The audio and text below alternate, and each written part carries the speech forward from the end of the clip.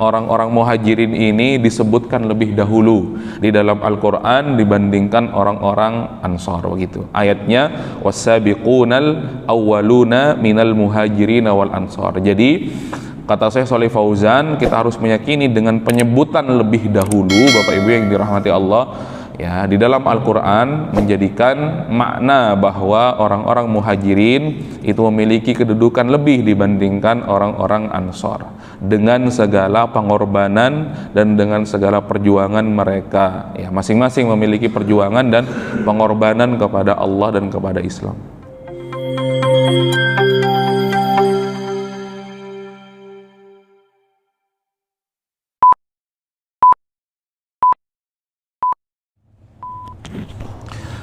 Assalamualaikum warahmatullahi wabarakatuh.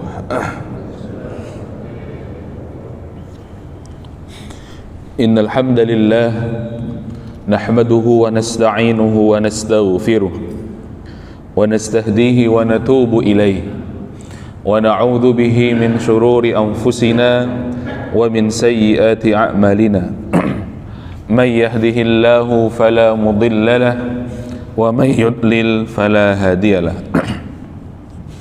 Asyhadu an la ilaha illallah wa asyhadu anna Muhammadan abduhu wa rasuluh la nabiyya wa la rasula ba'dah. Qala Allah ta'ala fil Qur'anil Karim a'udzu billahi minasy syaithanir rajim. Bismillahirrahmanirrahim.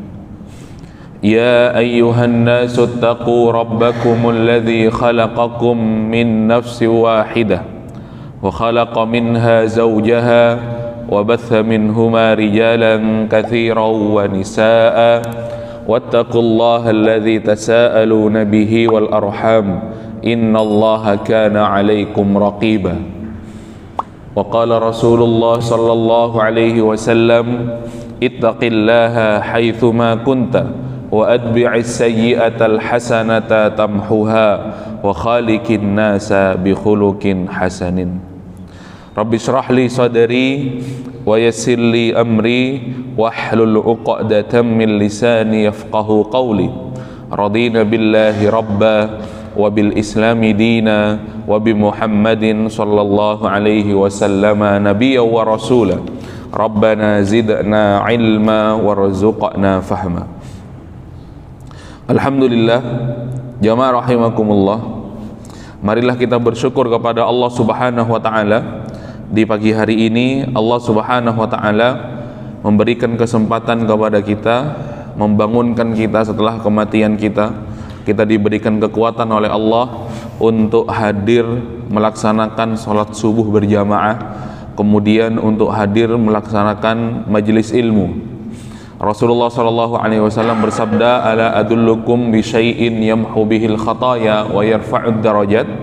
Wahai sahabat-sahabatku, inginkah aku tunjukkan kepada kalian amalan-amalan yang dengannya kalian diampuni oleh Allah dan Allah tinggikan derajat kalian di sisi Allah. Qalu bala ya Rasulullah, tentu wahai Rasulullah, amalan apa gerangan yang menjadikan kami mendapatkan dua keistimewaan tersebut? Kemudian kata Rasulullah SAW, isbagul wudu indal makarih. Hendaklah engkau menyempurnakan wudu, bersegera berwudu di waktu-waktu yang berat untuk berwudu, di waktu-waktu yang tidak nyaman untuk berwudu. Di subuh hari barangkali turun hujan, sebagaimana manusia mungkin normalnya ingin kembali menarik selimut untuk melanjutkan tidur panjang kita. Tapi kemudian Allah Subhanahu wa taala menguatkan kita untuk bangun, untuk kita singkap selimut kita, kemudian kita laksanakan wudu, pergi ke masjid dan melakukan amalan-amalan yang baik. Isbaghul wudu indal makarih.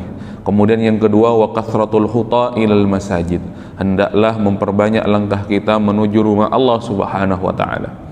Yang ketiga, wa intidharus shalah ba'das shalah. Sembari menunggu waktu sholat yang berikutnya setelah melaksanakan sholat yang sebelumnya, maka diisi dengan berbagai amal kebaikan kepada Allah Subhanahu wa taala.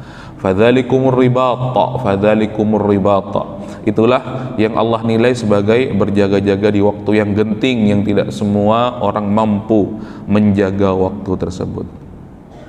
Jamaah rahimakumullah, salawat dan salam mari kita haturkan kepada junjungan kita Nabi Muhammad sallallahu alaihi wasallam. Salawat kepada keluarga beliau, kepada sahabat-sahabat beliau, kepada para tabi'in, tabi'ut tabi'in, dan orang-orang yang senantiasa mengikuti jejak langkah beliau hingga hari kiamat. Kita memohon kepada Allah mudah-mudahan dijadikan hamba yang mendapatkan syafaat Rasulullah sallallahu alaihi wasallam. Jamaah rahimakumullah, mari kita lanjutkan tingkatan keutamaan para sahabat Rasulullah sallallahu alaihi wasallam di dalam penilaian Allah. Tingkatan berikutnya adalah wa yuqaddimul muhajirin 'alal ansar. Di dalam keimanan dan keyakinan Ahlus Sunnah wal Jamaah, Allah Subhanahu wa taala melebihkan orang-orang muhajirin di atas orang-orang ansar, begitu. Nanti oleh Syekh Shalih Fauzan dijelaskan mengapa orang-orang muhajirin ini lebih diutamakan dibandingkan orang-orang ansar, mendapatkan predikat lebih tinggi dibandingkan orang-orang ansar. Pernah terjadi kejadian ketika Rasulullah Shallallahu alaihi wasallam membagi harta rampasan perang. Begitu, harta rampasan perang, kemudian harta rampasan perang tersebut lebih banyak jatah yang diberikan kepada orang-orang muhajirin, sehingga kemudian orang-orang ansar ini merasa kurang berkenan, sehingga mengira Rasulullah Shallallahu alaihi wasallam lebih mengutamakan orang-orang muhajirin dibanding orang-orang ansar, begitu. Tapi kemudian Rasulullah menghibur orang-orang ansar dengan segala kebaikannya dan segala pengorbanannya kepada Rasulnya dan kepada Islam serta kepada Allah Subhanahu wa taala, bahwa kata Rasulullah, mungkin orang-orang muhajirin itu aku beri jatah yang lebih banyak karena mereka membutuhkan. Karena sebelumnya mereka adalah orang-orang yang kaya, orang-orang yang berharta, ikut hijrah ke Madinah, begitu. Sekarang mereka menjadi orang-orang yang kekurangan harta karena semua hartanya diambil dan dijarah oleh orang-orang kafir Quraisy Makkah, sehingga untuk menguatkan ekonomi mereka, harta rampasan perang itu aku berikan lebih banyak kepada mereka dibanding kepada kalian. Tetapi kemudian Rasulullah menghibur orang-orang Ansor. Kata Rasulullah kepada orang-orang Ansor, mungkin orang-orang muhajirin itu pulang ke rumah mereka membawa harta rampasan perang, ghanimah, harta yang sangat mulia yang didapatkan dengan mempertaruhkan jiwa dan nyawanya. Lalu kemudian tetapi orang-orang Ansor kembali ke rumah mereka bersama Rasulullah Shallallahu alaihi wasallam. Baru kemudian orang-orang Ansor itu menjadi tenang dan nyaman hatinya, menandakan bahwasanya Rasulullah tidak akan pernah meninggalkan mereka, meskipun Rasulullah Shallallahu alaihi wasallam sudah menjadi atau memiliki posisi yang kuat, tidak sebagaimana sebelumnya ketika di awal-awal hijrah. Dan pada akhirnya Rasulullah Shallallahu alaihi wasallam pun sampai akhir hayatnya berada di Madinah, begitu, tetap wafat di Madinah. Ini yang disampaikan oleh Syekh Shalih Fauzan, wa yuqaddimunal muhajirina 'alal ansar, bahwa orang-orang muhajirin itu lebih diutamakan dengan segala kelebihan dan segala keutamaan orang-orang ansar. Kenapa jamaah yang dirahmati Allah Subhanahu wa taala? Alasan yang pertama adalah as-sabiqunal awwalun. Tentu Allah Subhanahu wa taala menghargai tentang awal mula ataupun mereka-mereka yang lebih dahulu menerima dakwah Islam dengan dalil was-sabiqunal awwaluna minal muhajirin wal ansar, begitu. Was-sabiqunal awwalun, tentu orang-orang muhajirin, orang-orang Makkah yang lebih pertama menerima dakwah ataupun menerima Islam. Bapak Ibu yang dirahmati Allah Subhanahu wa taala. Kita tahu ada dakwah sirriyah, namanya dakwah kemudian sembunyi-sembunyi. Kemudian kita tahu ada dakwah jahriyah, fase-fase dakwah Rasulullah ketika awal-awal menyampaikan agama Islam, ketika awal-awal Rasulullah diutus menjadi nabi. Dakwah sirriyah, dakwah sembunyi-sembunyi. Kemudian Rasulullah menemui satu persatu. Rasulullah memiliki Darul Arqam, Darul Arqam di rumah Al-Arqam bin Abil Arqam, yang kemudian di masa sekarang dikenal dengan pembentukan kaderisasi di Persyarikatan Muhammadiyah, namanya Darul Arqam.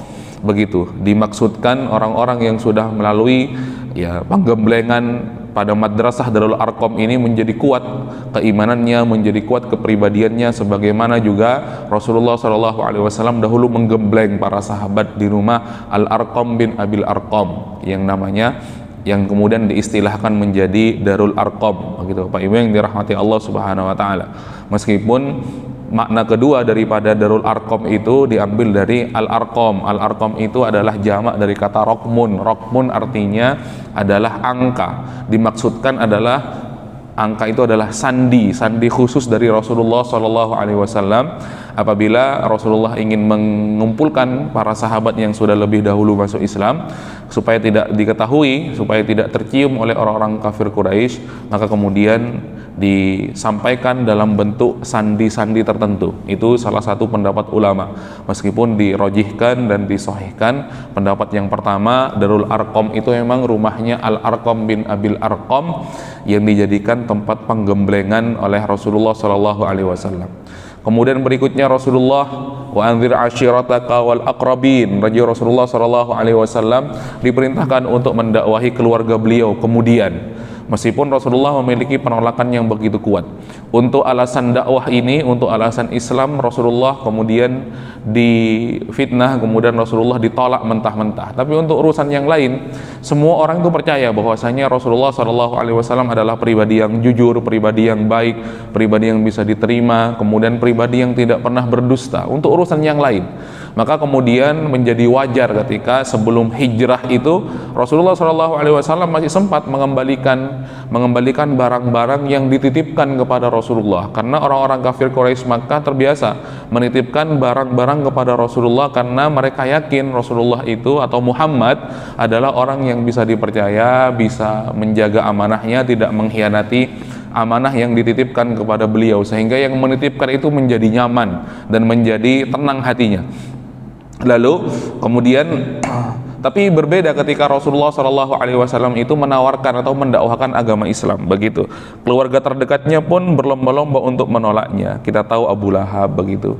Ketika Rasulullah mengumpulkan ke saudara-saudaranya, Rasulullah mengumpulkan kerabat-kerabatnya di sebuah tempat, di sebuah gundukan tanah yang agak tinggi, kemudian Rasulullah berdiri di situ, lalu Rasulullah mengatakan kepada kerabat-kerabatnya yang berkumpul itu dari Bani Hashim yang pada saat itu berkumpul mendatangi undangan Rasulullah.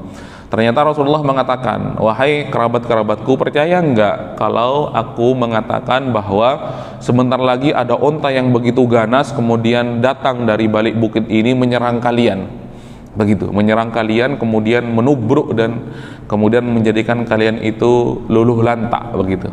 Kemudian kata para kerabat-kerabatnya ini, iya, apa yang kamu katakan wahai Muhammad tidak akan kami dustakan, begitu, karena kami sangat meyakini bahwasanya engkau adalah orang yang dapat dipercaya, orang al-amin, orang yang amanah, tidak berdusta dan tidak berbohong, serta rekam jejak engkau itu menjadi jelas, begitu. Tapi kemudian ketika Rasulullah melanjutkan kepada mereka, melanjutkan kalimat Rasulullah, selanjutnya apabila aku mengatakan bahwasanya aku adalah Rasulullah, utusan Allah, dan mendakwahkan kepada kalian untuk menerima ajaran Allah, kemudian engkau masuk Islam dan meninggalkan berhala-berhala nenek moyang kalian itu, apakah kalian akan menerima?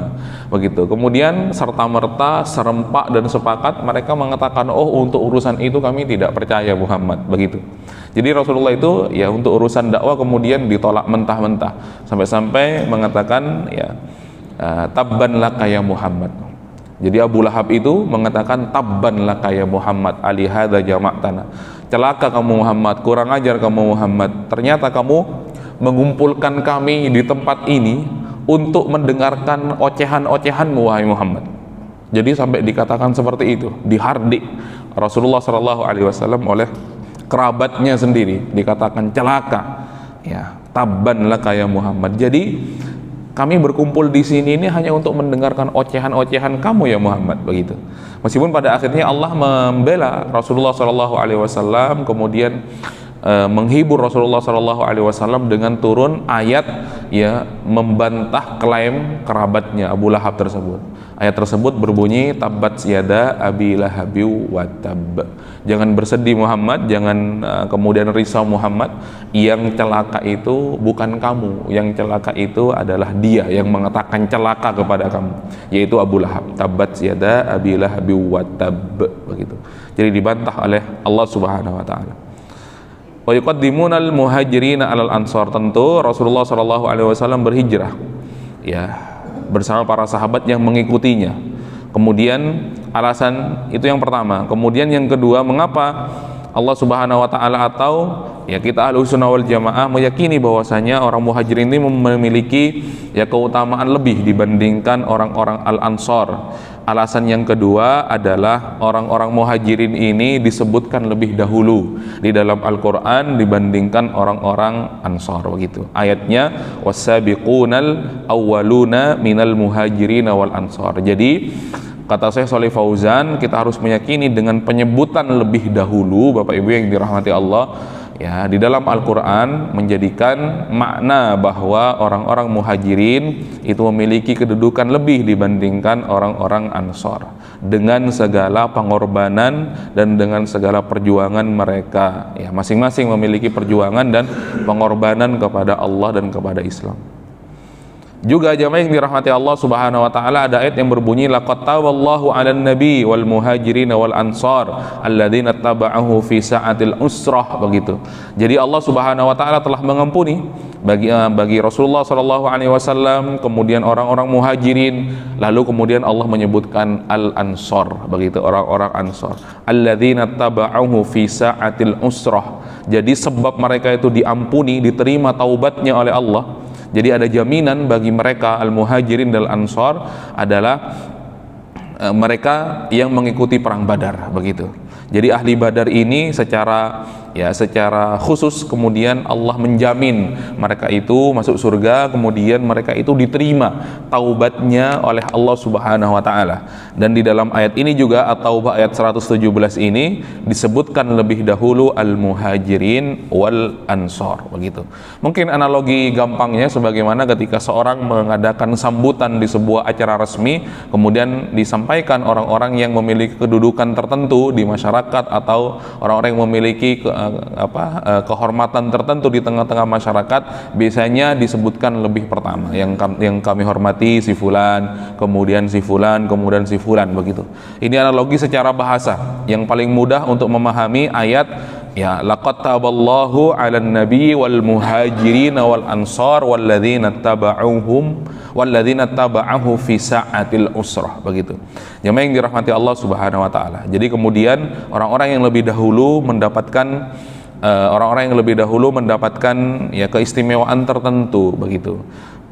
Sebagaimana dahulu pernah Ibunda Aisyah itu ditegur oleh Rasulullah Shallallahu Alaihi Wasallam karena cemburu. Cemburu kenapa?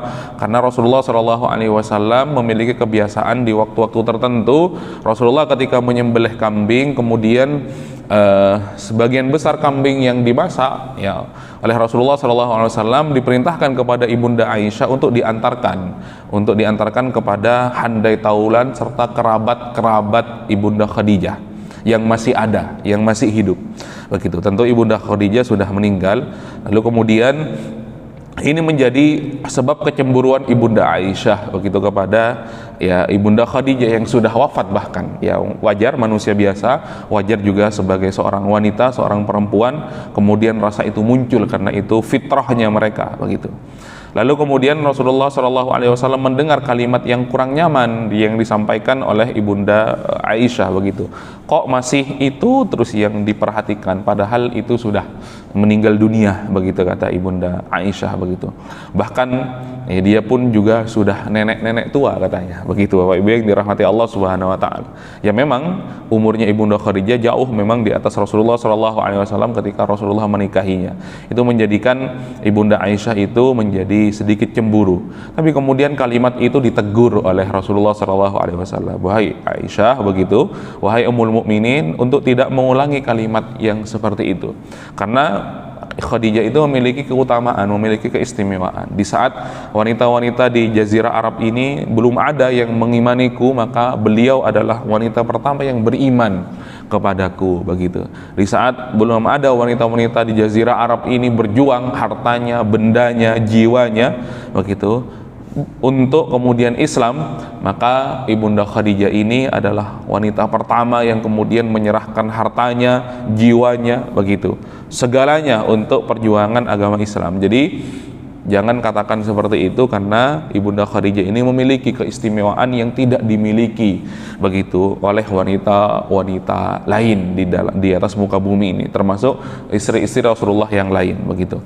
Meskipun terkadang Ibunda Aisyah itu ketika berbicara dengan ataupun berbincang-bincang, begitu, dengan istri-istri Rasulullah yang lain sepeninggal Rasulullah, begitu, kalau disebut Ibunda Khadijah dengan segala keistimewaannya, maka ada satu kalimat pembelaan diri yang dilontarkan oleh Ibunda Aisyah terhadap dirinya. Kata beliau, ya memang Khadijah itu memiliki banyak keistimewaan di hadapan Rasulullah SAW, di hadapan Islam juga. Tetapi ketahuilah, akulah wanita yang Rasulullah itu wafat dan meninggal di pangkuanku, yang itu tidak dimiliki oleh wanita-wanita ataupun istri-istri Rasulullah yang lain, begitu.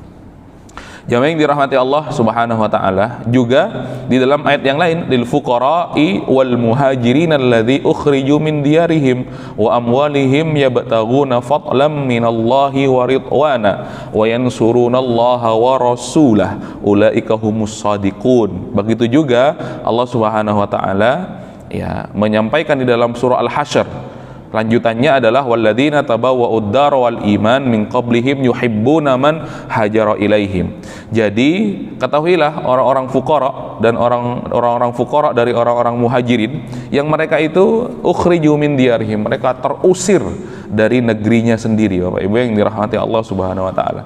Kan bisa dibayangkan tempat mereka tumbuh, tempat mereka berkembang, tempat mereka dilahirkan, begitu. Kemudian tempat mereka besar, tempat mereka berkeluarga, tanah Makkah, tempat mereka berkarya dan lain sebagainya. Karena kemudian mereka ya beriman kepada Allah dan Rasulnya, kepada Nabi Muhammad SAW. Alasan iman itu yang kemudian mereka diusir, begitu, bahkan terusir dari tanah air mereka yang sangat mereka cintai, yang sangat ya mereka ingin tetap hidup di dalamnya, tapi kemudian itu dikorbankan semuanya, begitu, rela keluar dari tanah yang mereka cintai, begitu Bapak Ibu yang dirahmati Allah. Ukhriju, itu pun karena keimanan, untuk menyelamatkan imannya. Ukhriju min diyarihim, tidak hanya jiwa mereka yang mereka kemudian keluar dari tanah tersebut, wa amwalihim, begitu, ditinggal juga harta mereka, begitu, ditinggal harta mereka untuk apa? Ya bataghuna fadlam minallahi wa ridwana, begitu, dalam rangka mendapatkan pahala dari Allah Subhanahu wa taala, bukan yang lainnya. Jadi mereka-mereka yang hadir, mereka-mereka yang ikut hijrah itu tidak ada tendensi dunia, Bapak Ibu yang dirahmati Allah. Ya meskipun ada hadis yang menceritakan tentang hijrah, yang Rasulullah mengatakan innamal a'malu binniyat wa innamal likulli imri'in ma nawa faman kanat hijratuhu lid-dunya yusibuha aw imra'atin yankihuha fa hijratuhu ila ma hajara ilaihi. Kemudian di kalimat sebelumnya wa man kanat hijratuhu lillahi wa rasulihi fa hijratuhu ilallahi wa rasulih. Jadi Rasulullah kemudian bersabda tentang pentingnya niat, tentang Rasulullah SAW mengingatkan untuk senantiasa meluruskan niat kepada Allah Subhanahu wa taala. Karena apa yang diniatkan oleh seorang hamba akan sampai kepada apa yang ia niatkan.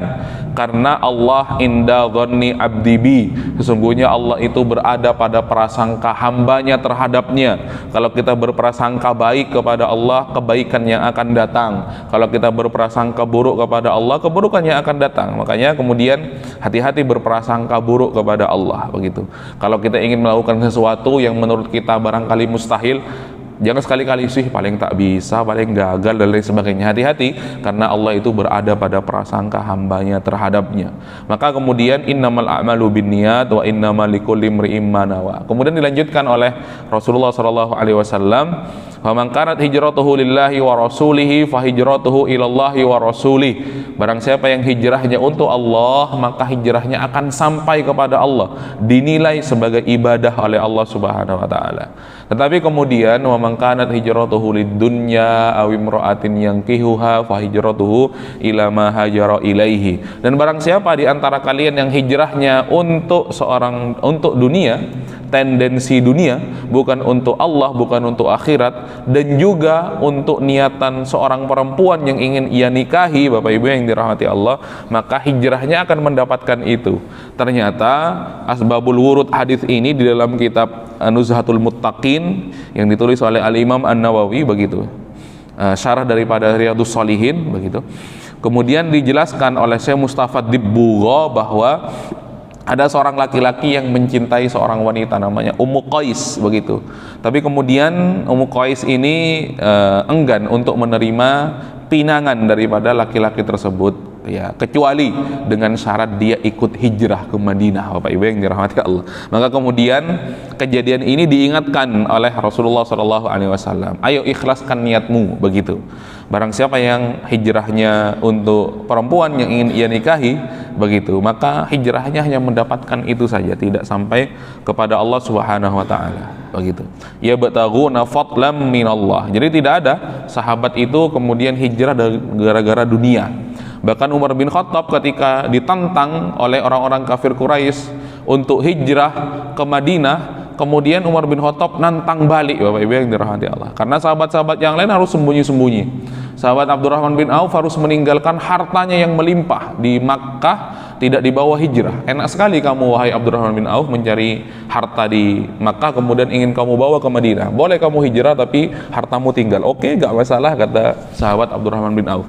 Begitu juga sahabat-sahabat yang lain harus sembunyi-sembunyi. Rasulullah pun juga seperti itu, ya, harus mengatur strategi untuk hijrah ke Madinah. Begitu juga Umar bin Khattab. Tapi khusus Umar bin Khattab adalah orang yang terpandang, pemberani, dan disegani serta ditakuti. Maka kemudian ketika ditantang balik oleh Umar bin Khattab.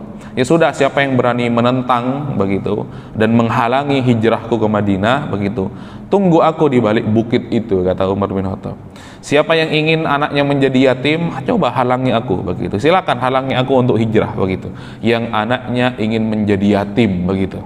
Jadi oleh Umar bin Khattab dengan gayanya ditentang balik. Sini kamu, begitu. Kalau kamu ingin menjadi, kalau kamu anakmu itu yang masih kecil ataupun yang sudah dewasa ingin menjadi yatim, begitu, ya tunggu aku. Ya kemudian ya saya tunggu di balik bukit itu, gitu. Ya memang gayanya Umar bin Khattab begitu, memang nyentrik, Bapak Ibu yang dirahmati Allah Subhanahu wa taala.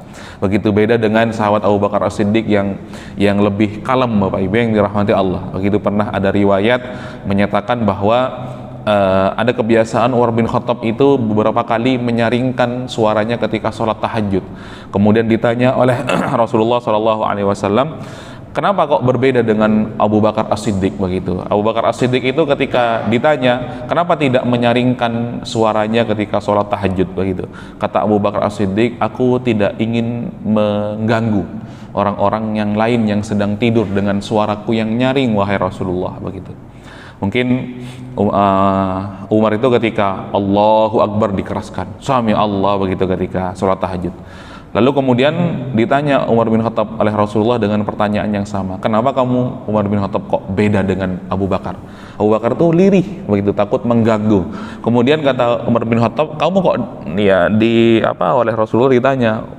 Kemudian oleh Umar bin Khattab dijawab oleh Rasulullah, saya menyaringkan bacaan sholat itu supaya yang lain itu bangun, tidak saya saja yang sholat tahajud, kata Umar bin Khattab, begitu. Jadi nyentrik sekali ala-ala Umar bin Khattab ini, Bapak Ibu yang dirahmati Allah. Lalu kemudian kata Umar bin Khattab, yang ingin anaknya atau yang ingin istrinya menjadi janda, silakan tunggu aku ataupun hadang aku, begitu. Bapak Ibu yang dirahmati Allah, di balik bukit itu, ya, Umar bin Khattab akhirnya tidak ada yang berani. Jadi diancam balik oleh beliau sehingga kemudian beliau berhasil hijrah ke Madinah. Bapak Ibu yang dirahmati Allah, lalu kemudian mereka dikatakan ulaika humus shadiqun, begitu. Mereka itulah orang-orang yang jujur kepada Allah Subhanahu wa taala. Begitu, walladzina tabawwa'ud dar wal iman min qablihim yuhibbuna man hajara ilaihim. Kemudian mereka juga mencintai orang-orang yang berhijrah ke Madinah. Yang sebelumnya juga ada hijrah ke Habasyah, yang pertama dan yang kedua, kemudian ada hijrah ke Taif. Maka kata Syekh Shalih Fauzan, fadallat hadhil ayat al-karimah ala fadlil muhajirin wal ansar wa ala taqdimil muhajirina wal ansari fil fadl, begitu. Li taqdimihim fil dzikri, begitu. Maka kemudian ayat-ayat ini menjelaskan kepada kita bahwa ada keutamaan yang lebih, ya, orang-orang muhajirin dibandingkan orang-orang ansor, begitu, karena Allah menyebutkan di dalam Al-Quran lebih dahulu, ya, disebutkannya dibandingkan orang-orang yang, ya, orang-orang ansor. Walaima qamu bihi min tarki biladihim wa amwalihim wa auladihim talaban lil ajri, begitu. Kemudian karena mereka harus meninggalkan negeri mereka, begitu, meninggalkan anak istri mereka, meninggalkan harta mereka, Bapak Ibu yang dirahmati Allah, talaban lil ajri, karena untuk akhirat, bukan untuk dunia. Wa nusratan lillahi wa li rasulihi, juga untuk membela Rasulullah dan juga untuk membela Allah.